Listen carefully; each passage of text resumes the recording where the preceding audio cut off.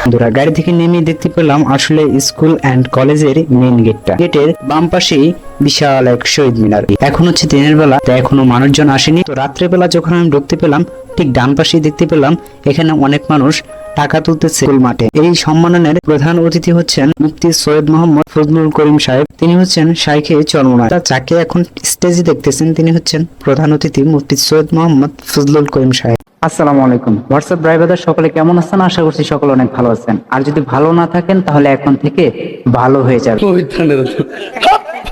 তো hello guys, তোমরা সবাই নাইস, কাউকে দিব না গাল। শুরু করছি আজকের ভিডিও। তাল বেতাল লাগা মিউজিক।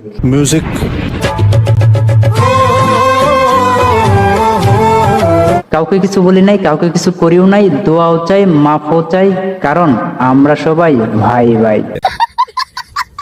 তো আমি নয়তো কালা নয়তো দোলা, আমি হলাম সিলেটি পোলা, আর সিলেটি পোলা মানে আগুনের গোলা। তো সম্পূর্ণ ভিডিওতে আমি আছি আপনাদের সাথে মুশারফ। তো কথা বাড়ছে না, শুরু করছি আজকে ব্লগ।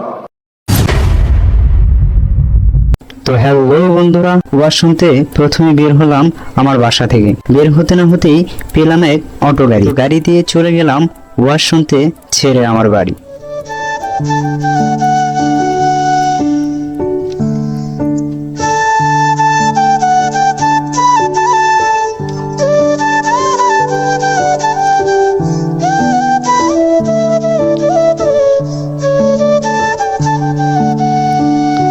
তো যে রাস্তা দিয়ে আমি যাচ্ছি, এই রাস্তাটা হচ্ছে ল্যান্ডমার্কেটের যে পিছনের রাস্তাটা, সেই পিছনের রাস্তাটা, এবং আমার এই ডান পাশে রয়েছে ল্যান্ডমার্কেট। তো ল্যান্ডমার্কেটের সামনে যে রোডটা, সেই রোড দিয়েই মূলত আমি সামনে দিয়ে যাচ্ছি। এই রোডটির নাম হচ্ছে রুস্তমপুর রোড অথবা হাজিবাড়ি রোড। তো এই রাস্তা দিয়েই আমি মূলত আশুলিয়া স্কুল অ্যান্ড কলেজের সামনে যাব।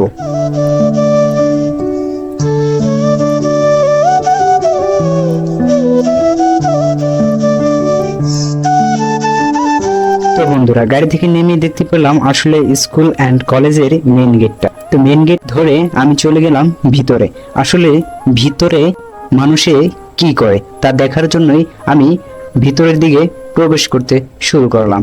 তো ঢোকার শুরুতেই আমি দেখতে পেলাম আমাদের যে মেইন গেট রয়েছে, সেই মেইন গেটের বাম পাশেই বিশাল এক শহীদ মিনার, যাকে আমরা সকলেই চিনি। এবং আমি যখন আসলে স্কুলের উপর থেকে একটি ভিউ নিতে চাচ্ছিলাম, তখনই দেখতে পেলাম বিশাল ওয়াজের প্যান্ডেল। তো বন্ধুরা এখন আমি আছি ঠিক আসলে স্কুল যে মাঠটা রয়েছে সেই মাঠের সামনে, এবং আমার পিছনে আপনারা দেখতে পারতেছেন মূল প্যান্ডেলটি। এখন হচ্ছে দিনের বেলা, তাই এখনো মানুষজন আসেনি, এবং আজকের দিনটা অনেকটা মেঘলাচ্ছন্ন, যার কারণে পরিবেশটা অনেক ঠান্ডা। তো বন্ধুরা এনজয় করতে থাকুন, আমি আছি আপনার সাথে মোহাম্মদ মুশারফ হোসেন। তো বন্ধুরা দিনের পরিবেশটা অনেক ঠান্ডা ছিল, কারণ বৃষ্টি বাদল ছিল। তো রাত্রেবেলা যখন আমি ঢুকতে পেলাম, ঠিক ডান পাশেই দেখতে পেলাম এখানে অনেক মানুষ টাকা তুলতেছে ওয়াজ মাহফিলের জন্য। বিশেষ করে যারা ইসলামী আন্দোলনের কমিটি রয়েছে, তারাই এই দায়িত্বটা পালন করতেছে। এবং আমি চিন্তা করলাম যে আমি আস্তে আস্তে সামনের দিকে যাই, এবং রাত্রের পরিবেশটা অনেক ঠান্ডা, এবং আমি আছি ঠিক গোলবারের সামনাসামনি। তো বন্ধুরা এখন আপনারা দেখতে পাচ্ছেন মূলত আশুলিয়া স্কুলের যে ওয়াজের যে প্যান্ডেলটা, সেই মূল প্যান্ডেল।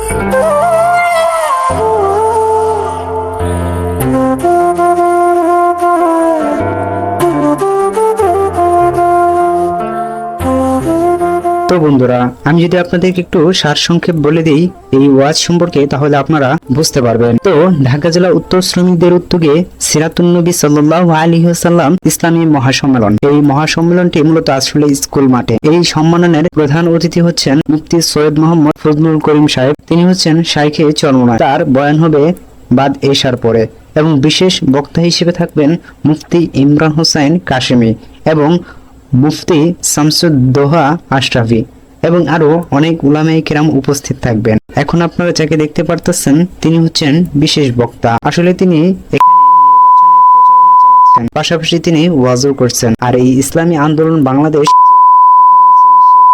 কিছু প্রচারণা এখানে করা হচ্ছে, যেহেতু সামনে নির্বাচন। তো চরমনার পীর সাহেবের অনেক এখানে মুরিদ রয়েছেন, এবং এখানে অনেক মানুষকে অনেক বিষয়ের উপর আলোচনা করানো হবে। চরমোনাইকে দেখতে চায়, কারা কারা আগামী দিনের নির্বাচনে চরমোনাইয়ের সাথে থাকবেন আমি একটু দেখতে চাই।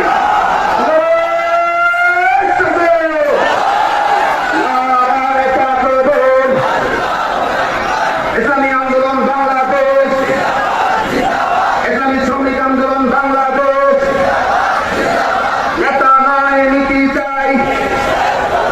ওরে মার্কা আছে, ওরে কমসা মার্কা, সবাই বলো আরো জোরে।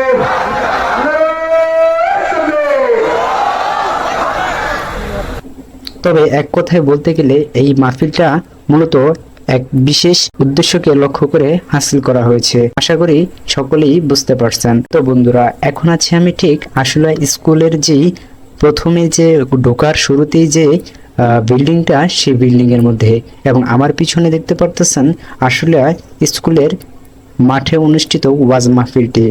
তো বন্ধুরা, এটা হচ্ছে আমার ছোট ভাই। আমার ছোট ভাইকে ক্যামেরা দিয়েছিলাম তাকে ভিডিও করার জন্য, বাট সে তার মুখটাই শুধু দেখাচ্ছেন। তো বন্ধুরা, এই হচ্ছে মূলত ওয়াজের মেইন যে আকর্ষণ, সেই মেইন আকর্ষণ। এখন মূলত আমাদের প্রধান বক্তা স্টেজে উঠছেন, যার কারণে মাঠে আপনারা দেখতে পারতেছেন ভরপুর মানুষ। আর ভিডিওর শুরুতে আপনাকে একটি কথা অবশ্যই আমি বলে দিয়েছিলাম, সেই কথাটা হচ্ছে মূলত যেহেতু শুক্রবারের দিন বৃষ্টি হয়েছে, যার কারণে কিন্তু মাঠের পরিবেশ, মানে মাঠের যে মাটিটা সেটা কিন্তু অনেকটা ভিজে গেছে, এবং মাঠের উপরে যে দুর্বাঘাস সেটা অনেকটা ভিজে গেছে, যার কারণে মানুষ বসতে পারতেছে না। তা না হলে মানুষ আশা করি মাঠ পুরোটা ভরে যেত। তো যাই হোক, অনেকে দাঁড়িয়ে ওয়াজ শুনতেছেন, অনেকে বসে ওয়াজ শুনতেছেন।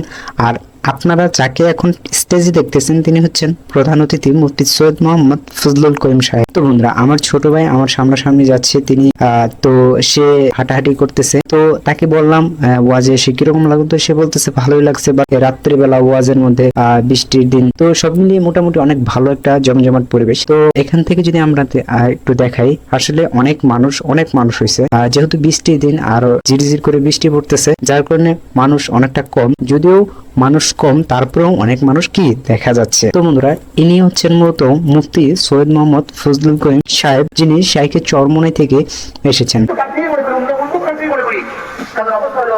মানুষ মারা যায় ওনার মধ্যে, কেউ দেখে না, যখন প্রতিয়া বন্ধনের হয় তখন পুলিশ আসিয়া তাদেরকে নিয়ে দিয়া চলে আসে। তো আমাদের প্রধান অতিথি মুফতি সৈয়দ মোহাম্মদ ফজলুল করিম সাহেব, তিনি কোরআন ও হাদিস থেকে গুরুত্বপূর্ণ আলোচনা পেশ করলেন, সেই সাথে যুক্তি সহকারে সবাইকে বোঝানোর জন্য চেষ্টা করেছেন। এক কথায় তিনি তার প্রতিটি কথা খুবই নিখুঁতভাবে সূক্ষ্মভাবে সবার সামনে তুলে ধরার চেষ্টা করেছেন। তাই হুজুরকে অসংখ্য ধন্যবাদ, বিশেষ করে আমার পক্ষ থেকে। তো বন্ধুরা, অবশেষে মোনাজাতের মাধ্যমে শেষ হলো ওয়াজের সর্বশেষ কার্যক্রম, আর এভাবেই শেষ হলো আমার শুক্রবারের সম্পূর্ণ দিনটি, আর সেই সাথে এই ভিডিওটি। তো সকলে ভালো থাকবেন, সুস্থ থাকবেন, দেখা হচ্ছে অন্য আরেকটি ভিডিওতে, অন্য আরেকটি জায়গায়। তো সেই পর্যন্ত সকলে ভালো থাকবেন, সুস্থ থাকবেন, আর আমার জন্য দোয়া করবেন।